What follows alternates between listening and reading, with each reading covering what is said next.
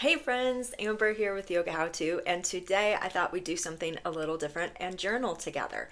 So, if you have a situation that you have or a challenge that's just been bothering you, that you're not quite sure how it's going to resolve, your mind tends to awfulize and go to the worst place with it, I want to share with you something that I came up with yesterday that really helped me with a situation in my own life.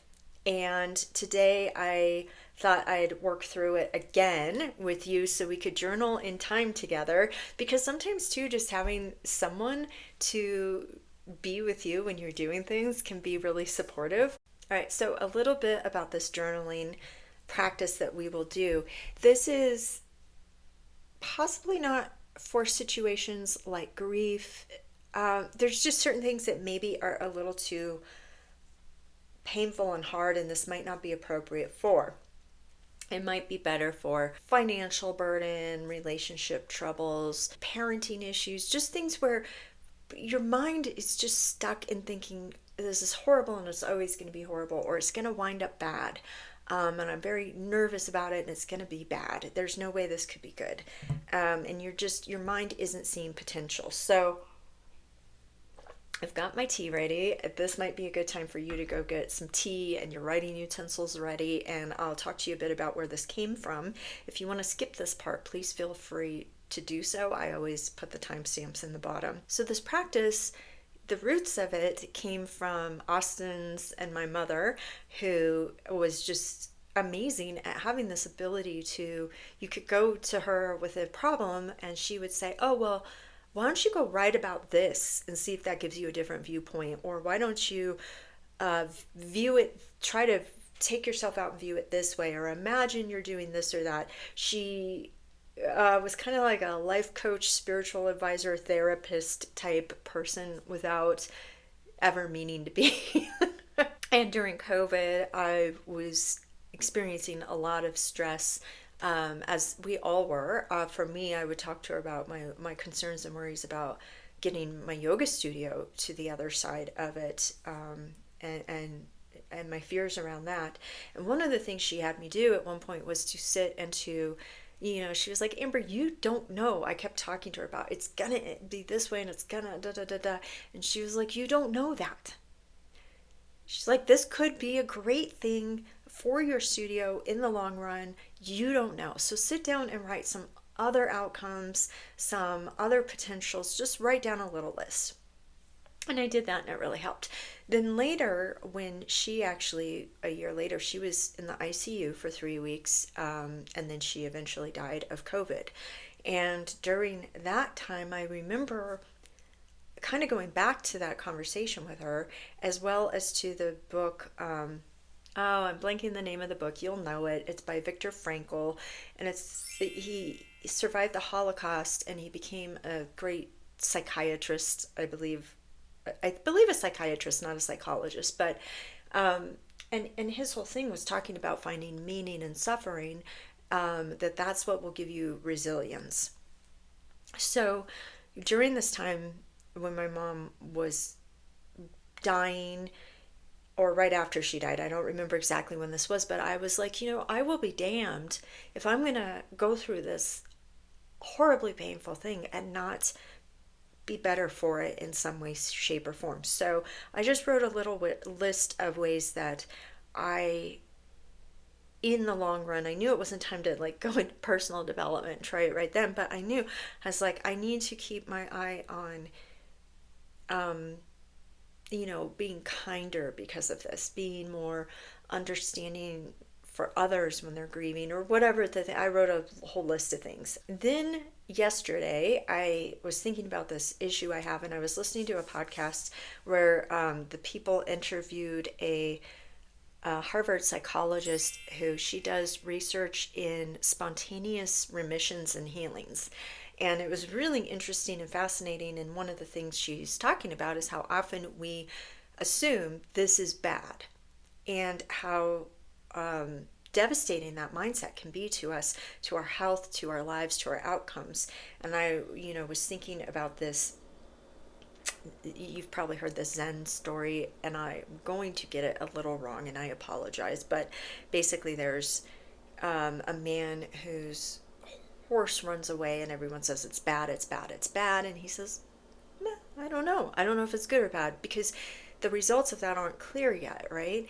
And then the horse comes back and brings a whole bunch of other horses, and oh, that's so good, that's so good, you're so lucky. Well, we'll see, I don't know. And then, I think it leads to his son breaking a leg, which seems bad, and then, but then not having to go to a war or something like that. So it just goes on and on. It got me thinking about how we lock ourselves into this box because our analytical minds, in trying to protect us and keep us safe, they try to predict the outcome, and they have an inclination, they have a negative bias to really pick the worst outcome, because it's like, well, I better start dealing with that now. And say what you will about that, if we are certain that's going to be it, how much more likely are we then to act like that's going to be it? If this is what our minds have convinced us will be the end result, then how much will our actions fulfill that prophecy? When we can expand our vision and see other potentials, which in yoga is essentially a practice of pratipaksha bhavana, which is when harmful and painful thoughts come about, putting the opposite ones in their place.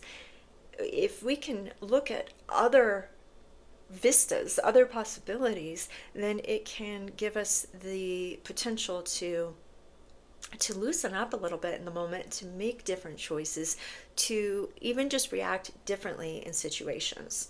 So yesterday I heard that podcast, I thought about this stuff with my mom, and it just came to me to do a journaling prompt, which I am calling 37 possibilities. We will get into it now. I'll give you a little description before each part. The reason we're doing 37 possibilities is because it just became very clear to me. It's enough to really stretch us into thinking of things that it's like, oh, I would never think this would come from this. But the fact is, we don't know. So the first thing I'd like you to do is just take a couple minutes, and I'm going to do it too, and get into your journal here and write about a situation. This is just to prime our brains to really believing in the possibility that we don't know the result. And we're going to do that by looking at past results. So I want you to take one just lovely good thing in your life. It could be like, I might choose my dog. I might choose my yoga studio that this is what I do. I might choose a positive relationship. I might choose, it could be anything. It could be whatever you want, if you like your house or your neighborhood. And I want you to just briefly, over the next few minutes, go backwards and write a timeline of events that led to that, particularly looking for ones that seem out of place, that seem like when they were happening, you never would have guessed that would lead to this. Okay, so let's take a few minutes to do that. And of course, if I'm taking longer than you need, you do what you got to do. You can pause this if you need more time. You can speed it up if you need less. You can skip to the next spot. I'll put it in the timestamp. So if you don't want to write with me, or if my noises aren't great in the background, whatever I got going on, you do you.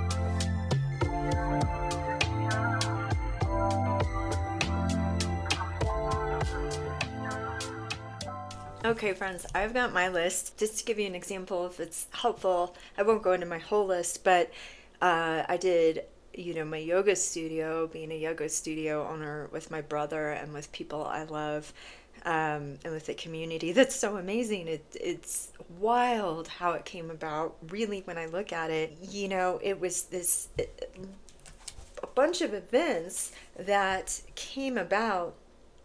At some point, I can trace it back to liking Marilyn Monroe as a kid because that led me to wanting to be an actress, which led me to wanting to do theater, which led to just a variety of things, me meeting people, me taking a children's theater class. That children's theater class led to me becoming eventually a school teacher, which eventually led to me actually working in a library where I met the person I did my first yoga teacher training with in a small town in Colorado.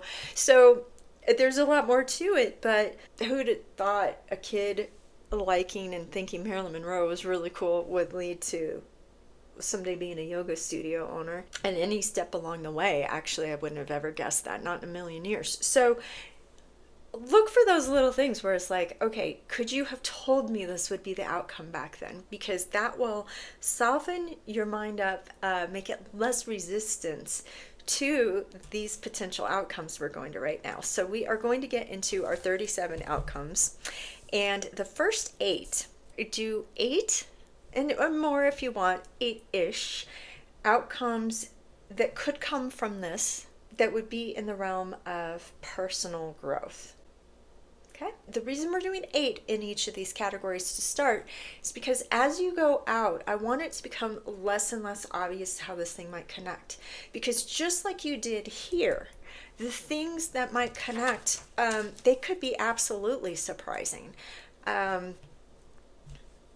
Yeah, I think it's very surprising that someone who idolized a beauty icon wound up being a yoga person and not a trying to be sexy yoga person.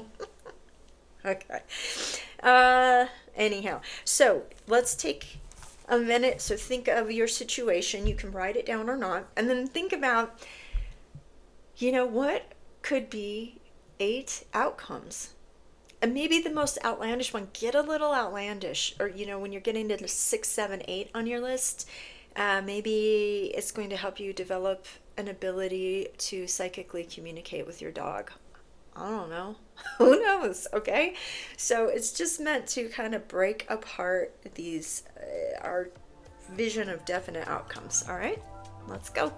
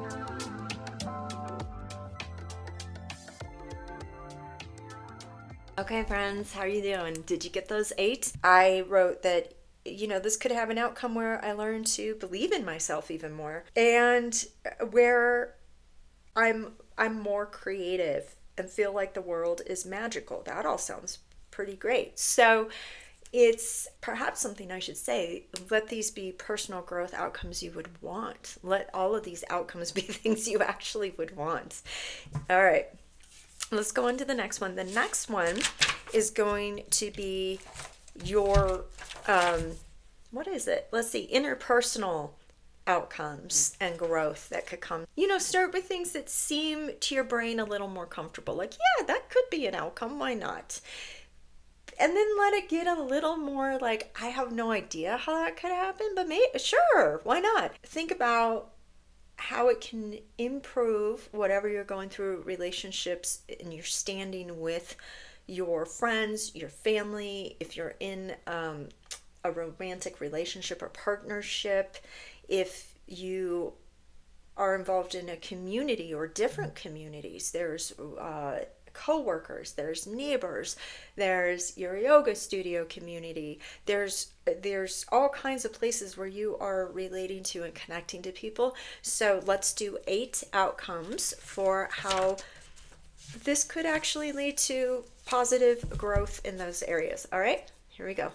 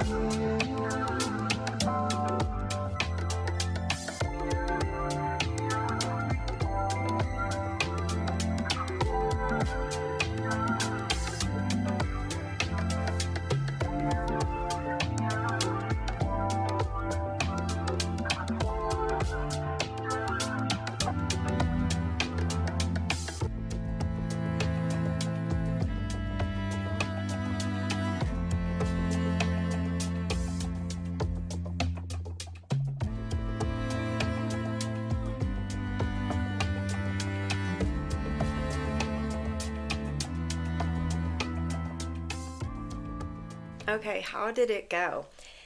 For me, and this is the hard thing because your brain keeps wanting to go, well, that couldn't come as a result of this.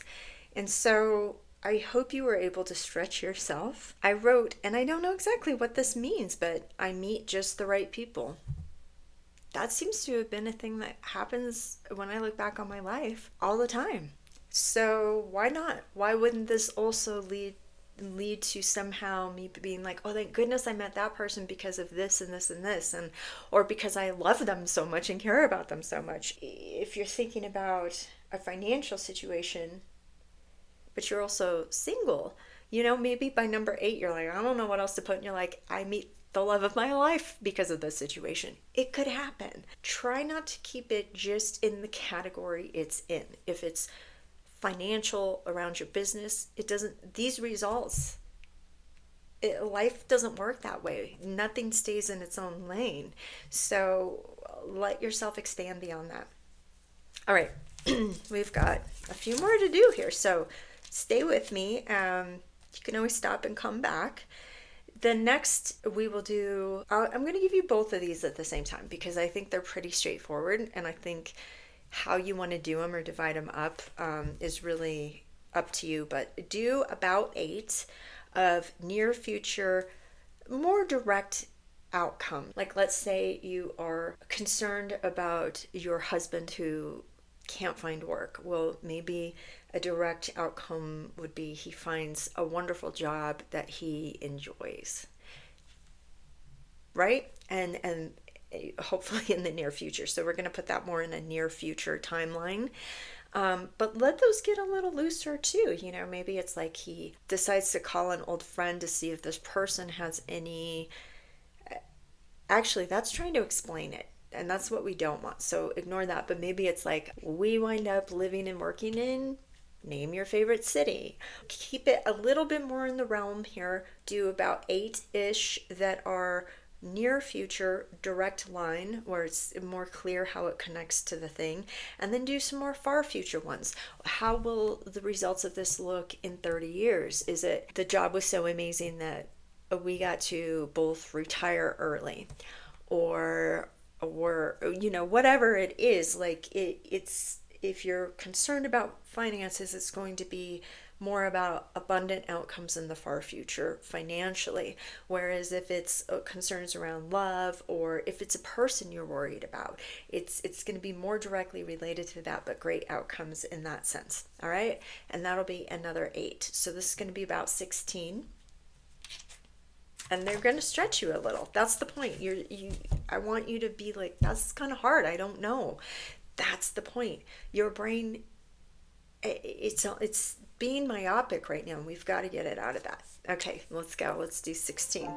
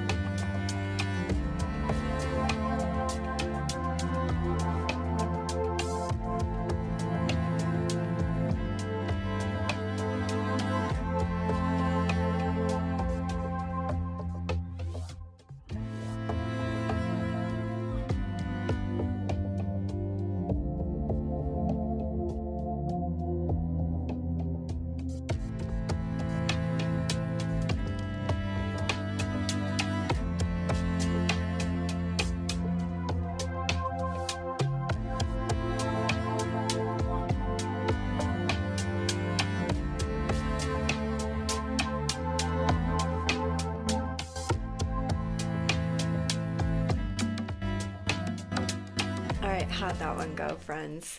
As I was doing it, I was thinking, it's good to think about, as you're doing this, the ways you want to feel too. So it could be something like, it's the most fun year ever. That could be a great outcome. What does that mean? I don't know exactly. So it could be about qualities that you want more of in your life. In some ways, that can be easier for the mind to accept and be less resistant to if it's a little bit vague, but also be willing to get specific. If you're like me and you're a business owner, maybe it's like, opening a location in, name your favorite country, and working there 3 months a year. I don't know what that is for you. Maybe if it's a relationship that you want to see go better, it's, we have so much fun in Mexico together next summer. Even if you don't have plans to go to Mexico, just whatever this is, you don't know where it's going to lead. So again, just keep busting on those walls of, it can't be that, it can't be that. And by working with things that seem a little more realistic and then getting outside the bounds of that more and more.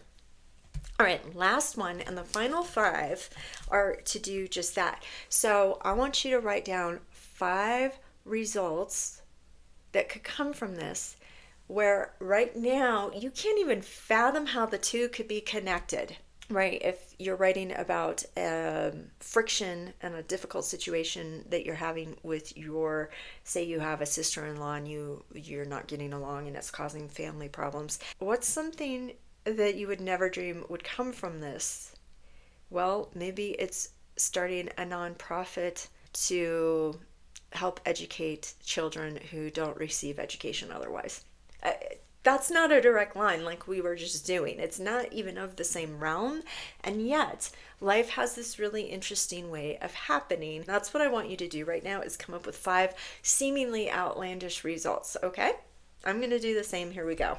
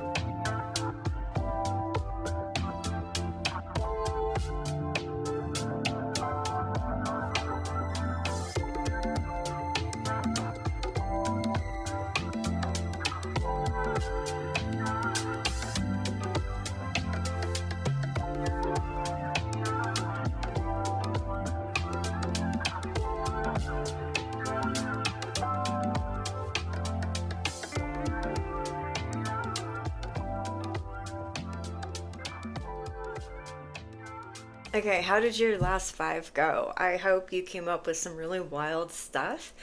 And I know I did. Like, for instance, I wrote that I would get to write a book in a cabin in the woods of the Pacific Northwest because of my situation, which has nothing to do with any of that.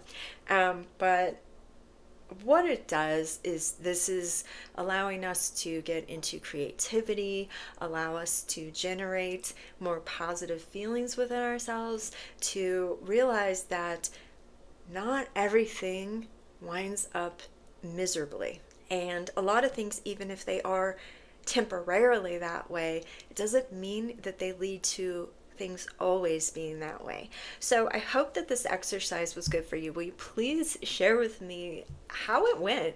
What were some things you came up with? Did it help you to just make your mind a little more elastic, a little more open to hope and to positivity? That is my hope for you with this. I got a lot of good out of doing this yesterday, and it was fun doing it again today. I actually did the same situation, but I tried to come up with different things, and it was really hard, and I actually wound up repeating a lot, but it's still good, and I feel more neutral and more calm and even more hopeful and positive about it. So let me know how it went for you. As always, please do like and subscribe. Please do like and as always, please do like and subscribe. We appreciate it so much. This is a practice of svadyaya, of self-reflection in yoga. And like I mentioned before, it is a yogic practice of pratipaksha bhavana. We are redirecting our minds. We're putting the opposite, more helpful thoughts and feelings in front of the painful, hurtful ones. And in doing so, hopefully we are creating better results for ourselves because we don't feel trapped in an outcome that's not yet determined. All right, friends, thanks so much.